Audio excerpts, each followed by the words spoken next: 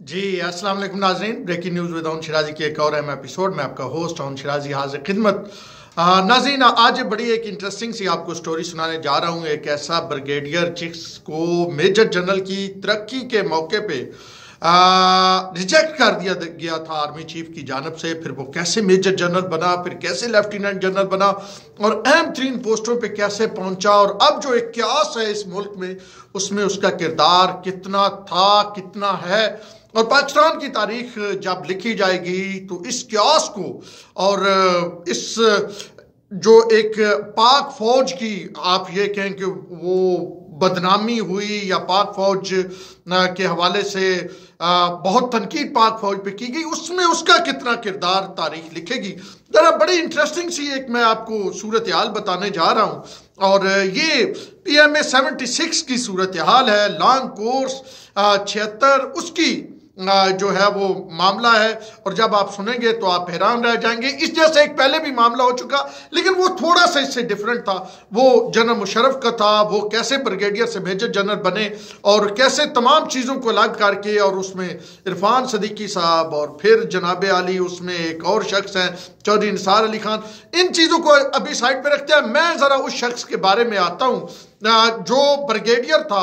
और होता ये है कि सिलेक्शन बोर्ड बैठता है जिसका सरबराह आर्मी चीफ होता है, और फिर तमाम लोगों की फाइलें रखी जाती है। प्रोजेक्टर लगा हुआ होता है, उसमें उसके प्लस माइनस चल रहे होते हैं कि जी अब बंदे ने कीता ये की चंगा कीता की मंदा कीता, यानी इसकी कमजोरियां क्या हैं, इसकी मजबूत पॉइंट क्या हैं, इंटेलिजेंस बेहतर की, या इसकी टीम वर्क अच्छा करता है, या इसकी परफॉर्मेंस बड़ी अच्छी है, या दूसरी जानब ये जल्दी गुस्सा कर जाता है, ये इसका फला जगह पे इसने ये गलती की थी। तो वो ACR नहीं जैसी होती, तो वो पूरा वो सारा कुछ मौजूद होता है। वो सारा कुछ किस अंदाज में इसने अपनी सर्विस गुजारी। यानी आप देखें कि ब्रिगेडियर से जब आप मेजर जनरल जाते हैं तो फिर आप जो है वो फौज की उस टॉप रैंक, वैसे तो ब्रिगेडियर जो है वो इन इटसेल्फ एक बड़ा इंपॉर्टेंट होता है, और आप बहुत सारी चीज़ों को बड़ी क्लोजली मॉनिटर करते हैं, और फिर आप बहुत सारे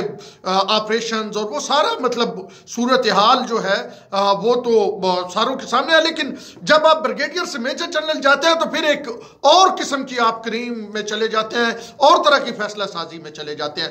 तो ये जनाब 76 के हवाले से PMA का सिलेक्शन बोर्ड हो रहा था, और सिलेक्शन बोर्ड के सरबराह कौन थे उस वक्त के? आर्मी चीफ थे।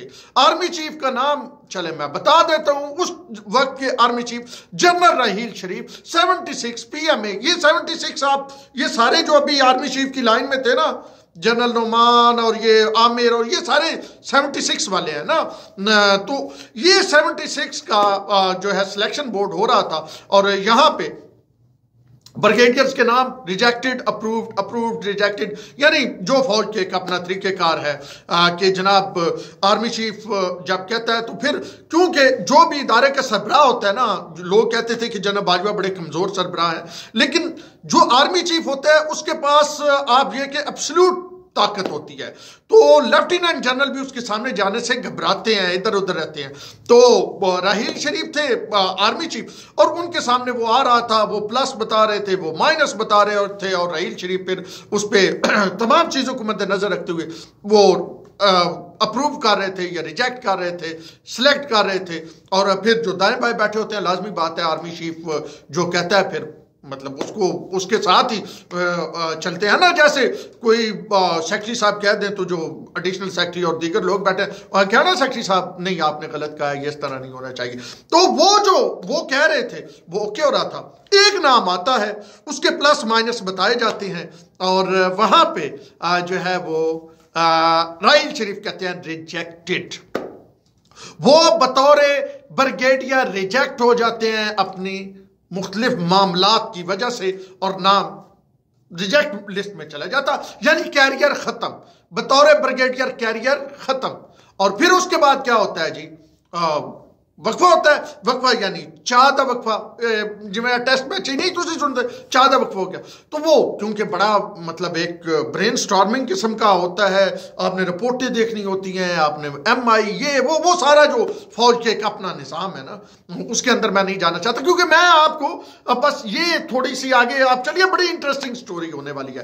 तो जनाब वहां पे जो 10 कोर के कमांड होते हैं, कोर कमांडर पिंडी, वो जनाब चाय पे बात करते हैं जनरल जो है राहील शरीफ से, कहते सर जी ए जड़ा अफसर तुसा रिजेक्ट किया, ये रिजेक्ट करने वाला नहीं।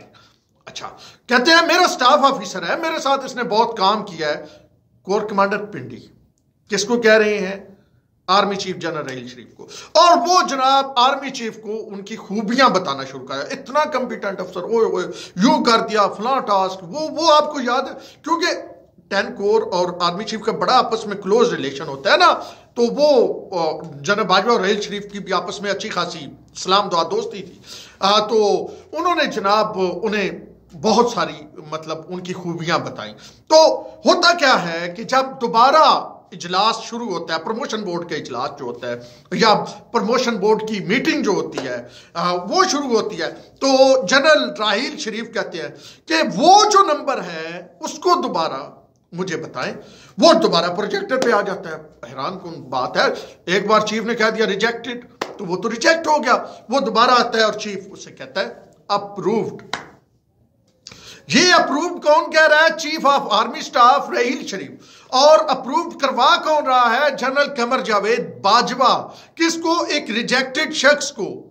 और जनाब आली उस शख्स का नाम क्या है? उस शख्स का नाम है lieutenant general retired Faiz Hamid.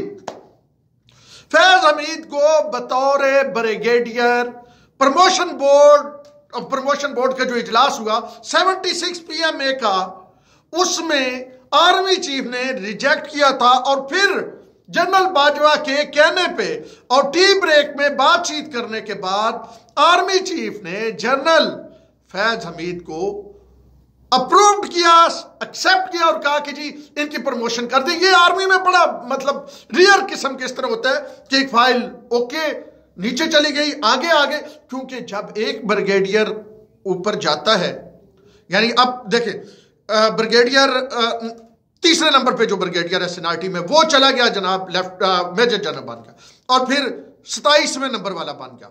तो ये दरमियान में जो है ना, ये सारे सुपरसीड हो गए भाई। हाँ, सुपरसीड मतलब वही ब्रिगेडियर से ये रिटायर हो जाएंगे। तो ये फौज में जो प्रमोशन है, ये कोई इस तरह नहीं जो सिविलियन की प्रमोशन होती है। तो भाईजान इधर वो ओके, और वो जनाब फिर उसके बाद क्या करते हैं? बाजवा साहब आर्मी चीफ बनते हैं। बाजवा साहब जनाब, ये आपने वीलाग में जिक्र किया इमरान शफकत साहब, उनको मैं इसमें मेंशन करना जरूरी समझता हूं। तो वो बाजवा साहब डीजी आर्मी चीफ बनते हैं, तो बाजवा साहब अपने स्टाफ अफसर, यानी वो फैज हमीद जिनको वो तरक्की लेके देते हैं, जिनके कैरियर खत्म हो चुका होता है बतौर ब्रिगेडियर, उनको वो DGC बनाते हैं, director general counter DGCI, counter intelligence ISI में बनाते हैं। फिर इमरान शफकत साहब के मुताबिक वो जनाब उनसे सारे इख्तियारात जो हैं, उस वक्त नवीद मुख्तार होते हैं DG ISI, और क्योंकि उनका कनेक्शन है कहीं वो मरियम नवाज समदी और वो आगे जाके रिलेशन और बच्चों की शादियां, तो वो नवीद मुख्तार को कहते हैं कि जी ए जड़े ना काउंटर इंटेलिजेंस और एम विंग भी किसी हद तक जो मीडिया को डील करता है ISI का, और पॉलिटिकल विंग जो है वो सारा जनाब कौन देखेंगे? फैज हमीद देखेंगे। फैज हमीद देखते हैं, और फिर बड़ी जल्दी नवीद मुख्तार को साइडलाइन करके और जनाब DG ISI फैज हमीद को बना दिया जाता है। और फिर फैज हमीद जो है वो तमाम चीजों को चलाते हैं, और फिर फैज हमीद का और इमरान खान का लव रिलेशन स्टार्ट होता है। DGC से ही वैसे शुरू हो गया था, क्योंकि अब जो DGC पे इमरान खान तनकीद करते हैं, इमरान खान को यह मालूम है कि DGC कितना अहम होता है। उन्होंने फैज हमीद को देखा, और फिर वो शौकत अजीज सदीकी वाली बात, मेरी 2 साल की मेहनत वाली बात, और फिर जनाब आली फैज हमीद, इमरान खान और जनरल बाजवा और फैज हमीद और इमरान खान मिलके जनाब कैसे चलाते हैं मुल्क को, वो तो आपके सामने आया ही। लेकिन यूं चला कैरियर फैज हमीद साहब का, और फिर उस कैरियर ने पाकिस्तान के साथ क्या किया, ये तारीख लिखे कि मेरा काम था आपके सामने कुछ हकाइक लाना, आपको बताना कि एक रिजेक्टेड ब्रिगेडियर कैसे major general, lieutenant general, DGISI और तकरीबन आर्मी चीफ बनने के करीब पहुंच गया था अगर इमरान खान ना जाते। तो अब आगे जाके वो एक भाई साहब हैं लंदन में बैठे हुए, वो कहते हैं कि जी मेजर वो बाजवा साहब की और जो है फैज हमीद की रौला जो बना है, वो रौला आके बना है किस बात पे, एक्सटेंशन पे। बाजवा साहब एक्सटेंशन के चक्कर में थे, फैज साहब का ख्याल था पहली एक्सटेंशन फैज साहब ने ही लेके दी थी, क्योंकि एडजस्टमेंट इस तरह होती थी कि एक्सटेंशन मिलती तो फैज साहब जब एक्सटेंशन खत्म होनी थी तो आर्मी चीफ मतलब वो उस स्लॉट में होते, तो इसी वजह से। और जब बाजवा साहब दोबारा एक्सटेंशन की तरफ गए तो फैज साहब ने वहां पे रोका, यानी वो मामला फिर खराब हो गए। तो बहरहाल ये जरा देख लीजिए कि किस अंदाज में, किस तरह, कहां से चीजें चलती हैं। और अगर कुछ लोग अभी कह रहे हैं कि फैज और बाजवा उनमें मसला था, तो फैज और बाजवा की रिटायरमेंट के बाद भी मुलाकात हुई है। 7 तारीख को एक अहम इवेंट भी है, वो किसी फिर व्लॉग में बात करूंगा फैज साहब का, उसमें कौन कौन जाता है ये भी एक कहानी होगी। अब तक के लिए इतना ही। शिराजी को दीजिए इजाजत, अल्लाह ने।